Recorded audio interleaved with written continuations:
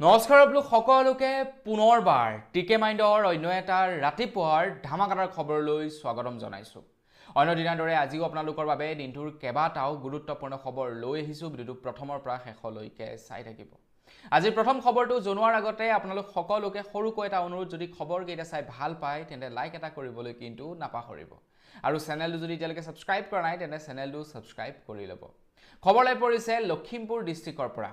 এইবাৰ হয়তো আপোনালোকে বাতৰিত দেখা পাইছে যে কেৱল লখিমপুৰ ডিষ্ট্ৰিক্টেই নহয়, লখিমপুৰ ডিষ্ট্ৰিক্টৰ লগতে আপাৰ আসামৰ কেইবাখনো ডিষ্ট্ৰিক্ট বানপানীয়ে বৰ বেয়াকৈ ক্ষতি কৰিছে।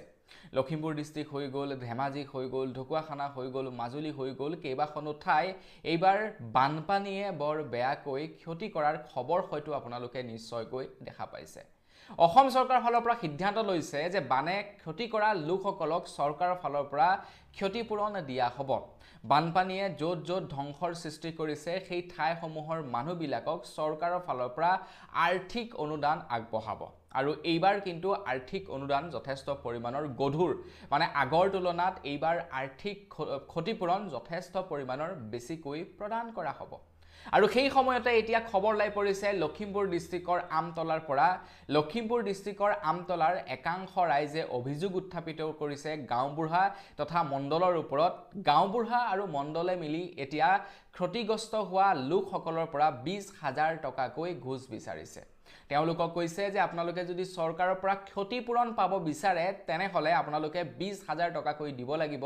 তেতিয়াহে আপোনালোকে ক্ষতিপূৰণ লাভ কৰিব, নহ'লে আপোনালোকে ক্ষতিপূৰণ কিন্তু লাভ নকৰিব। এতিয়া উপায়হীন হৈ লখিমপুৰৰ আমতলাৰ ৰাইজে প্ৰধান বৰুৱা ডাঙৰীয়া দেৱক অনুৰোধ জনাইছে যে আপুনি পাৰিলে এই বিষয়টোৰ সন্দৰ্ভত অকণমান চকু দিয়ক, নহ'লে কিন্তু গাঁওবুঢ়া আৰু মণ্ডলে মিলি পাবলগীয়া মানুহবিলাকৰ পইচাবিলাক এৰি নিদিব। যিসকলে পাব লাগে তেওঁলোকে নাপাব, যিসকলে পাব নালাগে তেওঁলোককহে এতিয়া মণ্ডল আৰু গাঁওবুঢ়াই দিয়াৰ ব্যৱস্থা কৰি দিব। কাৰণ দুখীয়া শ্ৰেণীৰ মানুহে 20,000 টকা একেলগতে দিয়াটো সম্ভৱ নহয়। আৰু সেয়েহে এতিয়া দুখীয়া শ্ৰেণীৰ মানুহবিলাকে যিসকল সঁচাকৈয়ে বানত আক্ৰান্ত হৈছে তেওঁলোকে এতিয়া সংবাদ মাধ্যমৰ জৰিয়তে প্ৰধান বৰুৱা ডাঙৰীয়া দেৱক অনুৰোধ জনাইছে গোটেই ঘটনাটোৰ ওপৰত চকু দিবৰ কাৰণে। চাওকচোন বালু, দুখীয়া মানুহবিলাকৰ ওপৰতো তেওঁলোকৰ কেনেধৰণৰ নিৰ্যাতন। দুখীয়া মানুহবিলাকে বানত আক্ৰান্ত হৈ তেওঁলোকৰ কোনোবাই যদি ঘৰ হেৰুৱাইছে, কোনোবাই খেতি পথাৰ হেৰুৱাইছে, তেওঁলোকক চৰকাৰে সহায় কৰিবৰ কাৰণে আগবাঢ়ি আহিছে আৰু দায়িত্ব অৰ্পণ কৰিছে মণ্ডল নতুবা গাঁওবুঢ়াক ৰিপৰ্ট বনাবৰ কাৰণে, বানত কোন কোন আক্ৰান্ত হৈছে তেওঁলোকৰ তথ্য দাখিল কৰিবৰ কাৰণে। আৰু সেই সময়তেই গাঁওবুঢ়া আৰু মণ্ডলে মিলি দুৰ্নীতি কৰিবৰ কাৰণে সোমাই পৰিছে। গতিকে এনেকুৱা ধৰণৰ গাঁওবুঢ়া আৰু মণ্ডলৰ ওপৰত উচিত তদন্ত হ'ব লাগে। যি অভিযোগ উত্থাপিত কৰিছে সেই অভিযোগৰ ভিত্তিত তেওঁলোকৰ ওপৰত চৰকাৰে বিহিত ব্যৱস্থা হাতত ল'ব লাগে। নে কি কয় আপোনালোকে কমেণ্ট ছেকশ্যনত জনাব। আগবাইছোঁ ইয়াৰ পাছৰটো খবৰ ফালে। ইয়াৰ পাছৰ খবৰটো ওলাই পৰিছে নেপালৰ পৰা। তো নেপালৰ নতুন চৰকাৰৰ ওপৰত এতিয়া আহি পৰিছে সংকট। নেপালত নতুনকৈ চৰকাৰ গঠন কৰা বহুদিনেই হৈ গ'ল, কিন্তু নেপালৰ নতুন পাৰ্টিটোৱে যি প্ৰতিশ্ৰুতি দিছিলে সেই প্ৰতিশ্ৰুতি মতে ৰাইজৰ মাজত কাম কৰা নাই, যাৰ বাবে নেকি এতিয়া ৰাইজ সজাগ হৈ পৰিছে আৰু পুনৰবাৰ নেপালৰ ৰাইজ ৰাজপথত ওলাই আহি চৰকাৰৰ বিৰুদ্ধে প্ৰতিবাদ সাব্যস্ত কৰা দেখিবলৈ পোৱা গৈছে। চৰকাৰে যি প্ৰতিশ্ৰুতি দিছিলে নিৰ্বাচনৰ পূৰ্বে সেই প্ৰতিশ্ৰুতিবিলাক পূৰণ কৰা নাই, আৰু যাৰ বাবে ৰাইজ জাঙুৰ খাই উঠি এতিয়া ৰাজপথত ওলাই আহিছে। ইয়াৰ পূৰ্বেও যেতিয়া নেকি নেপালৰ ৰাইজে ৰাজপথত ওলাই আহিছিলে তেতিয়া নেপালৰ চৰকাৰ গিৰি গৈছিলে, নতুন এখন চৰকাৰ গঠন হৈছিলে। আৰু এইবাৰ পুনৰ নেপাল ওলাই আহিছে নতুন চৰকাৰৰ এগেইনষ্টত মাত মাতিবৰ কাৰণে, কাৰণ নতুন চৰকাৰে যিবিলাক প্ৰতিশ্ৰুতি দি ভোট লৈছিলে তেওঁলোকে সেই প্ৰতিশ্ৰুতিসমূহ পূৰণ কৰা নাই, আৰু যাৰ বাবেই নেকি এতিয়া নেপালৰ ৰাইজ ৰাজপথত ওলাই আহি নতুন চৰকাৰৰ বিৰুদ্ধে প্ৰতিবাদ সাব্যস্ত কৰা দেখিবলৈ পোৱা গৈছে। মুঠৰ ওপৰত এনেকুৱা ধৰণে হ'ব লাগে, প্ৰতিশ্ৰুতি যদি দিয়ে আৰু সেই প্ৰতিশ্ৰুতি যদি পূৰণ নকৰে আমি 5 বছৰ ৱেইট কৰিব নালাগে, তাৰ পূৰ্বেই সকলো ৰাইজ একত্ৰিত হৈ ওলাই আহিব লাগে, আৰু তেতিয়াহে পলিটিচিয়ানসকলে ভয় কৰিব আৰু পলিটিচিয়ানসকলে যি প্ৰতিশ্ৰুতি দিব সেই প্ৰতিশ্ৰুতি মতেই কাম কৰিব। নে কি কয় সেই সম্পৰ্কেও জনাই থৈ যাব। আগবাইছোঁ ইয়াৰ পাছৰটো খবৰ ফালে। নীতিন গাডকাৰীদেৱে জনাইছে যে আমাৰ ভাৰত চৰকাৰৰ হাতত বহুত টকা আছে ৰাস্তা নিৰ্মাণ কৰিবৰ কাৰণে। আমাৰ ভাৰতৰ বাজেটত এইবাৰ নিৰ্ধাৰিত কৰিছে 3,25,000 কোটি টকা খৰচা কৰিব ৰাস্তা নিৰ্মাণৰ ক্ষেত্ৰত। এতিয়ালৈকে কেন্দ্ৰ চৰকাৰে প্ৰায় 4.5 লাখ কোটি টকা খৰচা কৰিছে ৰাস্তা নিৰ্মাণৰ বাবে। এতিয়া নীতিন গাডকাৰীয়ে কৈছে যে তেখেতৰ হাতত বহুত টকা আছে, 15 লাখ কোটি টকা আছে ৰাস্তাৰ কামত খৰচা কৰিবৰ কাৰণে। এতিয়া আপোনালোকক অনুৰোধ জনাইছে, এতিয়া চৰকাৰসমূহক অনুৰোধ জনাইছে নীতিন গাডকাৰীদেৱে যে আপোনালোকে যিমান পাৰে প্ৰজেক্ট মোৰ ওচৰলৈ লৈ আনক আৰু সেই প্ৰজেক্টৰ বাবদ মই যিমান দিব লাগে সিমান দিম। আপোনালোকে আবেদন কৰি ভাগৰি যাব, কিন্তু মই আপোনালোকক ৰাস্তা বনাই দি ভাগৰি নাযাম, কিয়নো 15 লাখ কোটি টকা নীতিন গাডকাৰীদেৱৰ হাতত আছে। মানে নীতিন গাডকাৰীদেৱৰ বিভাগীয় দপ্তৰত আছে 15 লাখ কোটি টকা। এতিয়া মুঠতে খৰচা কৰিব লাগে ৰাস্তা নিৰ্মাণৰ ক্ষেত্ৰত। চৰকাৰসমূহে এতিয়া জনাব লাগে কেন্দ্ৰ চৰকাৰক ক'ত ক'ত ৰাস্তা লাগে, ক'ত ক'ত নালাগে, আৰু সেইমতে এতিয়া নীতিন গাডকাৰীদেৱে ৰাস্তা বোলে বনাই দিব। তো মোৰ মতেতো আমাৰ অসমৰ যিমানবিলাক ৰাস্তা আছে গোটেইবিলাক বনাবৰ কাৰণে নীতিন গাডকাৰীদেৱক প্ৰস্তাৱ দিব লাগে, যাতে তেখেতে অতি সোনকালে ৰাস্তাসমূহ নিৰ্মাণ কৰি দিয়ে। আমাৰ অসমত এতিয়াও এনেকুৱা কিছুমান ৰাস্তা আছে যিবিলাক ৰাস্তা নেকি অসম্পূৰ্ণ, যিবিলাক ৰাস্তা এতিয়াও জৰাজীৰ্ণ অৱস্থাত আছে। টাউন এৰিয়াৰ ৰাস্তাবিলাক বেয়া নহয়, ভালেই আছে, কিন্তু গাঁও এৰিয়াৰ ৰাস্তাসমূহ এতিয়াও জৰাজীৰ্ণ অৱস্থাত আছে। গতিকে সেই ৰাস্তাসমূহ যাতে নিৰ্মাণ কৰি দিয়ে তাৰ কাৰণে কেন্দ্ৰ চৰকাৰৰ ওচৰত আহ্বান জনাব লাগে অসম চৰকাৰৰ ফালৰ পৰা। আগবাইছোঁ ইয়াৰ পাছৰটো খবৰ ফালে। ইয়াৰ পাছৰ খবৰটো ওলাই পৰিছে ৰঞ্জিত কুমাৰ দাসৰ ওপৰত, মানে আমাৰ অসম বিধানসভাৰ নতুন অধ্যক্ষ ৰঞ্জিত কুমাৰ দাসৰ ওপৰত। তো ৰঞ্জিত কুমাৰ দাসক যোৱাকালি এখন বিজেপি কমিটি মিটিঙত দেখা পোৱা গ'ল। এতিয়া আপোনালোকে হয়তো ক'ব পাৰে ৰঞ্জিত কুমাৰ দাস এজন বিজেপিৰে মানুহ, তো তেখেতক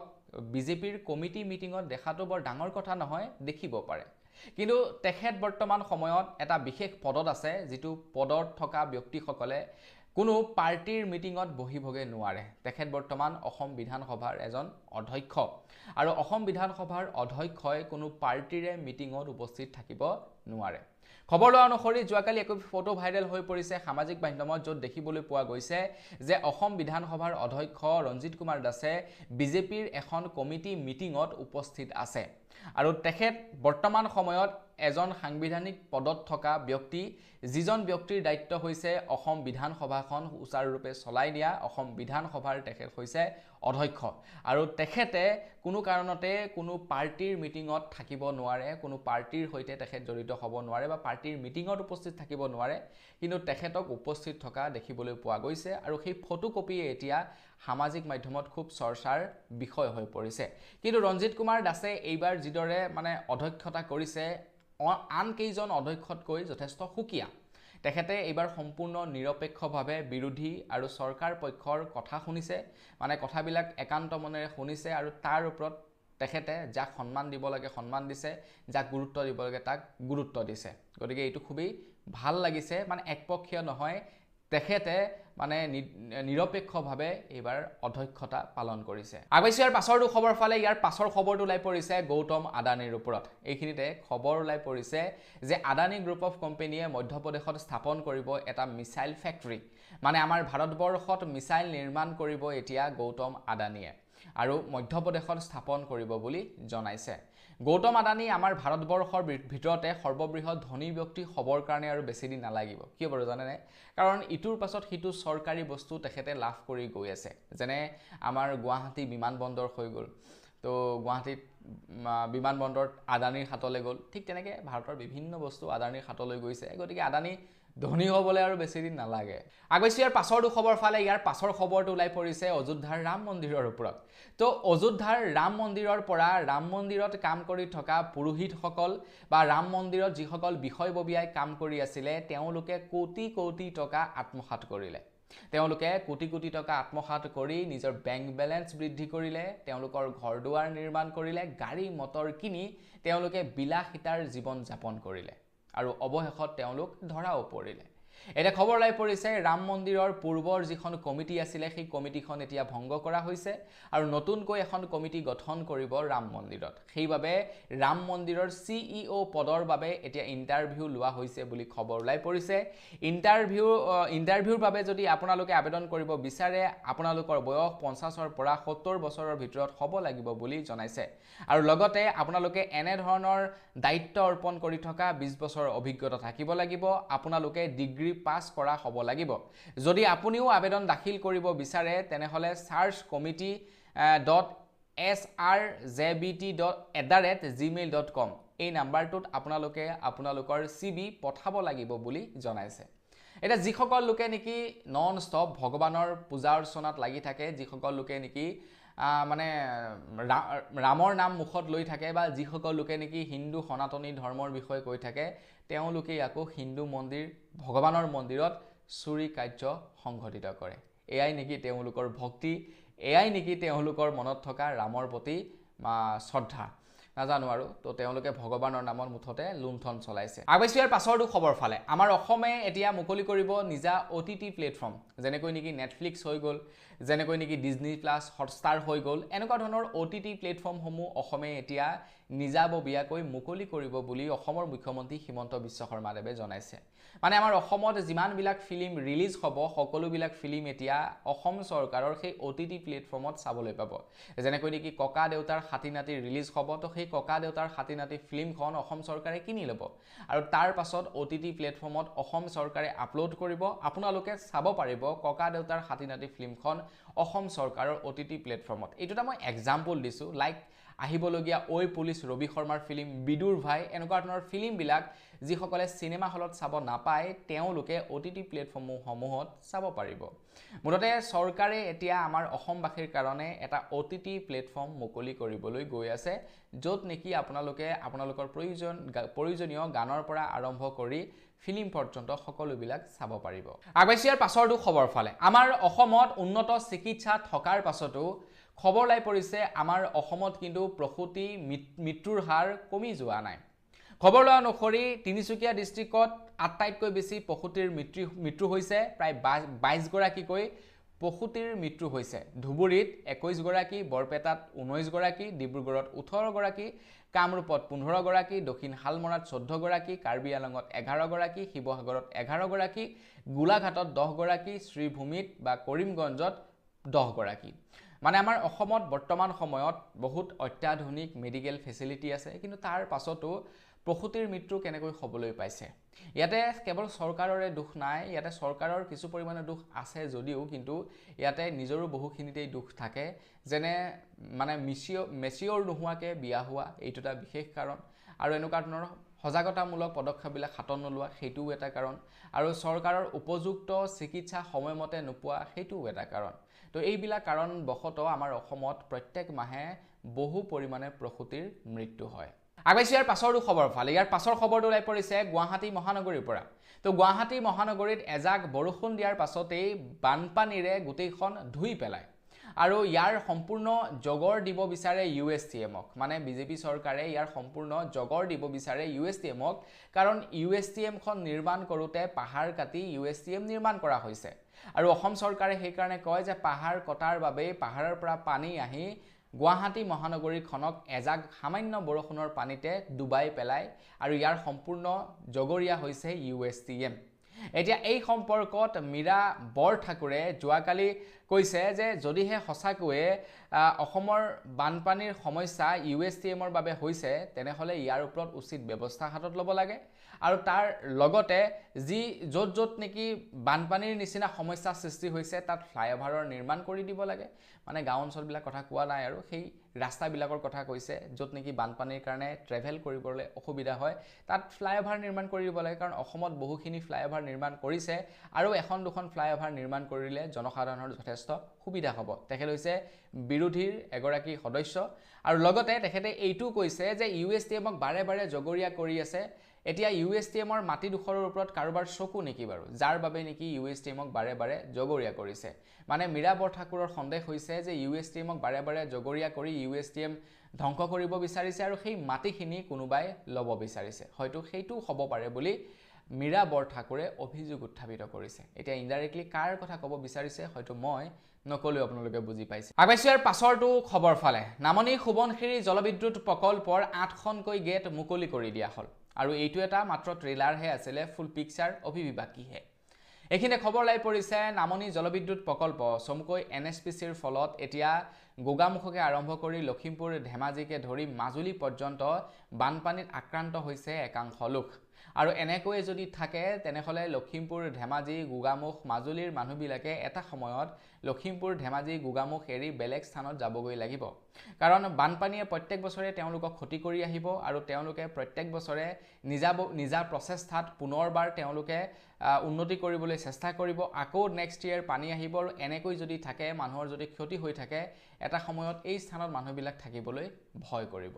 হেয়াই নহয় তাৰ লগতে এই স্থানৰ মানুহবিলাকৰ যথেষ্ট শৈক্ষিক আৰু মানসিক আৰু শাৰীৰিকভাৱেও ক্ষতি হ'ব পাৰে কিয় কাৰণ যেতিয়াই নেকি বানপানী হ'ব বানপানী হোৱাৰ লগে লগে বিভিন্ন বেমাৰ আজাৰ হোৱাৰ সম্ভাৱনা থাকিব তেওঁলোকে মানসিকভাৱে ভাগৰি পৰিব পাৰে আৰু লগতে শাৰীৰিকভাৱে যথেষ্ট ক্ষতিগ্ৰস্তও তেওঁলোক হ'ব পাৰে আৰু ইয়াৰ বাবে চৰকাৰে যিমান পাৰে সোনকালে ব্যৱস্থা হাতত ল'ব লাগে এটলিষ্ট মানুহবিলাক যাতে সুৰক্ষিত হৈ থাকে আগাইছো ইয়াৰ পাছৰটো খবৰৰ ফালে আমাৰ অসমত বিক্ৰীব লাগিব এতিয়া ISI মাৰ্কযুক্ত পানী আপোনালোকেতো বটলৰ পানী নিশ্চয়কৈ খায় তো বটলৰ পানীসমূহ খাওঁতে আপুনি বাৰু বটলটো ভালদৰে চেক কৰেনে যে আপুনি খোৱা বটলটোত ISI মাৰ্ক আছেনে প্ৰায় সংখ্যক পানীৰ বটলত ISI মাৰ্ক নাথাকে কিন্তু এতিয়াৰে পৰা আমাৰ অসমত ISI মাৰ্কযুক্ত পানীহে বিক্ৰী কৰিব লাগিব এতিয়া ISI মাৰ্ক থকা মানে সেই পানীখিনি সম্পূৰ্ণ বিশুদ্ধ আৰু সেই পানীখিনি খোৱাৰ উপযোগী কাৰণ সেই পানীখিনিক টেষ্ট লেব কৰা হ'ব তাৰ পাছতহে পানী বিক্ৰী কৰিবৰ কাৰণে অনুমতি প্ৰদান কৰিব ISI মাৰ্ক দিয়া হ'ব কিন্তু যিসকলে ISI মাৰ্ক নলয় তেওঁলোকে কিবা ঘাপলা কৰে বা সেই পানীবিলাক লোকেল ফ্যাক্টৰীত নিৰ্মাণ কৰা যিবিলাক পানী খোৱাৰ ফলত আমাৰ বেমাৰ আজাৰ হোৱাৰো সম্ভাৱনা আছে গতিকে সাৱধান হওক আপোনালোকে কেৱল ISI মাৰ্কযুক্ত পানীহে খাব এতিয়া বহুতো লোকেল ভেন্ডৰ সকলে বেয়া পাব পাৰে লোকেল ফ্যাক্টৰী থকা মানুহবিলাকে বেয়া পাব পাৰে কিন্তু আপোনালোকেও ISI মাৰ্ক সংযুক্ত কৰিবলৈ চেষ্টা কৰক যাতে আপোনালোকৰ পানী সকলোৱে কোনো ধৰণৰ চিন্তা নোহোৱাকৈ খাব পাৰে আগাইছো ইয়াৰ পাছৰটো খবৰ ফালে এইখিনিতে অসম চৰকাৰৰ চাকৰিয়ালসকলৰ কাৰণে এটা বিৰাটেই ভাল খবৰ ওলাই পৰিছে অসমৰ চাকৰিয়ালসকলে বহু দিনৰ পৰা কৰি অহা দাবী এতিয়া পূৰণ হোৱাৰ দিশে আগবাঢ়িছে মন্ত্ৰী জয়ন্ত মল্ল বৰুৱা ডাঙৰীয়াদেৱে ঘোষণা কৰিছে যিসকল চৰকাৰী চাকৰিয়ালে 2005 চনৰ পূৰ্বে চাকৰি লাভ কৰিছিলে তেওঁলোকে OPS লাভ কৰিব বুলি জনাইছে অল পেনশন স্কিমৰ অধীনত তেওঁলোকে সুবিধা লাভ কৰিব মানে তেওঁলোকে পেনশন লাভ কৰিব ৰিটায়াৰমেন্টৰ পাছত কিন্তু 2005 চনৰ পাছত যিসকল লোকে চাকৰি লাভ কৰিছে তেওঁলোকে NPS লাভ কৰিব অৰ্থাৎ নেশনাল পেনশন স্কিমৰ অধীনত তেওঁলোকে সুবিধা লাভ কৰিব আৰু নেশনাল পেনশন স্কিমৰ অধীনত পেনশন দিয়া নহয় সৰকাৰি কৰ্মচাৰীসকলক যাৰ বাবে নেকি সৰকাৰি কৰ্মচাৰীসকলে অবিৰতভাৱে লাগি আহিছিল OPS দিবৰ কাৰণে কিন্তু OPS এতিয়া 5 চনৰ আগৰ কৰ্মচাৰীসকলকে দিব 5 চনৰ পাছৰ কৰ্মচাৰীসকলক নিদিয়ে আগৈছিয়াৰ পাছৰ খবৰ ফালে এখিনে খবৰ লাই পৰিছে পুনৰবাৰ 335 জন কোভিড ৰোগত আক্ৰান্ত হোৱা ৰোগী ধৰা পৰিছে বুলি খবৰ লাই পৰিছে খবৰ ওলোৱা অনুসৰি তামিলনাডুত 335 জন কোভিড-19ত ভুক্তভোগী পেশেন্ট উলাই পৰিছে যাৰ ফলত নেকি এতিয়া মানুহৰ ভয় হৈছে পুনৰবাৰ কোভিড-19এ মানুহৰ মাজত আতংকৰ সৃষ্টি কৰিব পাৰে নেকি কোভিড-19ৰ কিছু যিবিলাক নেকি সিম্পটমছ যেনে জ্বৰ হোৱা যেনে গোন্ধ নোপোৱা যেনে আপোনাৰ হে হুৱাত নোপোৱা এনে ধৰণৰ সিম্পটমছ সমূহ যদি আপোনালোকৰ শৰীৰত দেখা পায় তেনেহলে পৰাপক্ষত আপোনালোকে ডক্টৰৰ পৰামৰ্শ ল'ব ডক্টৰৰ পৰামৰ্শ নোলোৱাকৈ জ্বৰৰ ঔষধ নাখাব নহলে আপোনালোকৰ বিপদ হ'ব পাৰে আগৈছো ইয়াৰ পাছৰটো খবৰ ফালে সামাজিক মাধ্যমত এতিয়া আপোনালোকে চৰকাৰক সমালোচনা কৰিব নোৱাৰিব চৰকাৰৰ এগেইনষ্টত পোষ্ট কৰিব নোৱাৰিব চৰকাৰৰ এগেইনষ্টত আপোনালোকে ভিডিঅ' প্ৰস্তুত কৰিব নোৱাৰিব কিয়নো লখিমপুৰৰ বিধায়ক মানৱ ডেকাই এতিয়া সামাজিক মাধ্যমত চৰকাৰৰ এগেইনষ্টত কোৱা মানুহবিলাকক সন্ত্ৰাসবাদী বুলি এতিয়া ঘোষণা কৰিছে তেখেতে কৈছে যে অসমত এছাম নতুন সন্ত্ৰাসবাদীৰ জন্ম হৈছে যিসকল হৈছে ফেসবুকৰ সন্ত্ৰাসবাদী সকলক চৰকাৰে যাতে তেওঁলোকৰ ওপৰত উচিত ব্যৱস্থা লয় তাৰ কাৰণে আহ্বান জনাইছে মানৱ ডেকা ডাঙৰীয়াই এটা তেখেতৰ মানে কিহৰ ইমান ভয় নাজানো যদি সঁচাকৈ ভাল কাম কৰিছে যদি মই ভাবো যদিহে তেওঁলোকৰ কোন ধৰণৰ মানে সেই কূটনীতি নাই তেওঁলোকে ভয় কৰিব লাগে কিয় মানুহে তেওঁলোকক ভাল পায় ভোট দিছে জিকি থাকিব গতিকে দুই এজন মানুহ ভুকিবই ৰাস্তাৰে বোলে হাতী গলে কুকুৰে ভুকে গতিকে ভয় কৰিব লাগে কিয় যদি সঁচাকৈ আপোনালোকে কোনো ধৰণৰ খেলিমেলি কৰা নাই আৰু যদি খেলিমেলি কৰিছে নিশ্চয়কৈ আপোনালোকে সেইবিলাক শুধৰণি কৰিবলৈ চেষ্টা কৰক মানুহে আপোনালোকক সমালোচনা কৰাও বাদ দিব আগৈছো ইয়াৰ পাছৰটো খবৰ ফালে অসমৰ মুখ্যমন্ত্ৰী হিমন্ত বিশ্ব শৰ্মাদেৱে ঘোষণা কৰিছিলে যে জুবিনদাৰ ছবি এতিয়া মন গলে আঁকিব নোৱাৰিব জুবিনদাৰ ছবি অংকন কৰাৰ পূৰ্বে গৌৰিমা বৌৰ পৰামৰ্শ ল'ব লাগিব গৌৰিমা বৌৰ সাক্ষ্য ল'ব লাগিব গৌৰিমা বৌয়ে যদি অনুমতি দিয়ে তেতিয়াহে আপোনালোকে জুবিনদাৰ ছবি অংকন কৰিব পাৰিব এতিয়া গৌৰিমা বৌয়ে এই সন্দৰ্ভত স্পষ্টীকৰণ দিছে যে জুবিনদাৰ ছবি আঁকিবৰ কাৰণে আমি অনুমতি দিবৰ বাবে আমি কোন হয় আমি তেখেতৰ ছবি আঁকিবৰ বাবে কাকো নিৰ্দেশনা প্ৰদান কৰিব নোৱাৰো গতিকে জুবিন দাক পলিটিক্সৰ মাজলৈ টানি নানিব আপোনালোকৰ জুবিন দাৰ ছবি যদি অংকন কৰিবলৈ মন আছে স্ব ইচ্ছাই অংকন কৰিব পাৰে জুবিন দাৰ ছবি অংকন কৰিবৰ বাবে আমি নিৰ্দেশনা দিবৰ বাবে সেইখন যোগ্য নহয় বুলি কৈছে গৌৰিমা বৈ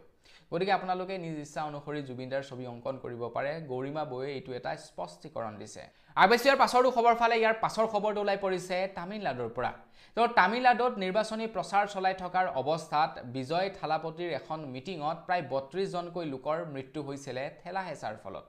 আৰু বিজয় থালাপতিয়ে সেই 32টা ফেমিলিক প্ৰমিস কৰিছিলে তেওঁলোকক কথা দিছিলে যে আমি আপোনালোকৰ প্ৰত্যেক ফেমিলিকে একোটাকৈ চাকৰি দিম আৰু আপোনালোকৰ গোটেই জীৱনৰ দায়িত্ব মই ল'ম আৰু নিৰ্বাচনত জয় হল সৰকাৰ গঠন কৰিলে তাৰ পাছতেই বিজয় থালাপতিয়ে প্ৰত্যেকটো ফেমিলিকে 10 লাখ টকাকৈ এজ এ কম্পনসেশন হিচাপে দিছে লগতে প্ৰত্যেককে সৰকাৰি চাকৰি দিছে প্ৰত্যেকৰ ফেমিলিৰ 21 জনকৈ সৰকাৰি চাকৰি দিছে বিজয় থালাপতিয়ে আৰু সেই কাৰণে কয় যে মুখ্যমন্ত্ৰী হলে বিজয় থালাপতিৰ নিচিনা হ'ব লাগে আগবাইছো একেবাৰে শেষৰটো খবৰ ফালে এখিনি খবৰ লাই পৰিছে 6 জনগোষ্ঠীৰ জনজাতিকৰণক লৈ মুখ্যমন্ত্ৰী হিমন্ত বিশ্ব শৰ্মাদেৱে ঘোষণা কৰিছিলে যে পুনৰবাৰ সৰকাৰ গঠন হোৱাৰ 100 দিনৰ ভিতৰতে আপোনালোকে 6 জনগোষ্ঠীৰ জনজাতিকৰণক লৈ ভাল খবৰ লাভ কৰিব এতিয়া সৰকাৰ গঠন কৰা কিবা মাহ হৈ গল নতুনকৈ বাজেট দাখিল কৰিলে কিন্তু এতিয়া পৰ্যন্ত 6 জনগোষ্ঠীৰ জনজাতিকৰণৰ কোনো ধৰণৰ তথ্যই উল্লেখ নকৰিলে সৰকাৰৰ ফালৰ পৰা ইনফেক্ট বিধানসভাৰ অধিৱেশনত 6 জনগোষ্ঠীৰ জনজাতিকৰণৰ ওপৰত কিবা ব্যৱস্থা লব বুলি আমি ভাবিছিলো আশা কৰিছিলো কিন্তু 6 জনগোষ্ঠীৰ জনজাতিকৰণক লৈ সৰকাৰে একোৱে ব্যৱস্থা নকৰিলে অখিল গগৈ ডাঙৰীয়াদেৱে এই সম্পৰ্কত প্ৰশ্ন উত্থাপিত কৰিছে যে সৰকাৰে কেতিয়া 6 জনগোষ্ঠীৰ জনজাতিকৰণ আগবঢ়াব সৰকাৰে ভাবি আছে 6 জনগোষ্ঠীৰ জনজাতিকৰণ দিম বুলি কিন্তু এতিয়ালৈকে দিয়া নাই কেৱল চিন্তা চৰ্চাহে কৰিছে বুলি উল্লেখ কৰিছে এতিয়া অখিল গগৈ একাংশ লোকে সেই কাৰণে বেয়া পায় কাৰণ তেখেতে ৰাইজৰ হকে মাত মাতে কাৰণ তেখেতে ৰাইজৰ হকে মাত মাতি বিধানসভাৰ পৰা বহিষ্কাৰ হয় আৰু সেই কাৰণেই তেখেতক একাংশ লোকে বেয়া পায় যদিহে তেখেতে মনে মনে বহি থাকিলেহেঁতেন সৰকাৰে যি কৰিছে তাৰ সমৰ্থন কৰিলেহেঁতেন হয়তো অখিল গগৈও আজি এজন ভাল পলিটিচিয়ান বা লিডাৰ হলকেহেঁতেন তেখেতৰ কেৱল দুজন বিধায়ক নহয় আৰু বহুতো বিধায়ক হলহেঁতেন কিন্তু তেখেতে সঁচা কথা কয় যে সঁচা কথাৰ আজিকালি মৰণ আছে আগৰ দিনত এটা কথা আছিল যে সত্য সদায় জয় কিন্তু আজিকালি সত্য সদায় জয় নহয় তো বন্ধুবান্ধৱ বিকল বস আজি ভিডিও জনাবলৈ খবৰ ইমান কেইটা আছিল খবৰ কেইটা জানি কেনে পালে কমেন্ট সেকশনত জনাব যদি ভাল লাগিলে লাইক এটা কৰি দিব চেনেলটো সাবস্ক্ৰাইব কৰা নাই সাবস্ক্ৰাইব কৰি লব পুনৰ এটা লগ পোৱাৰ খাৰে বিদায় মাগিছো ধন্যবাদ জয় অসম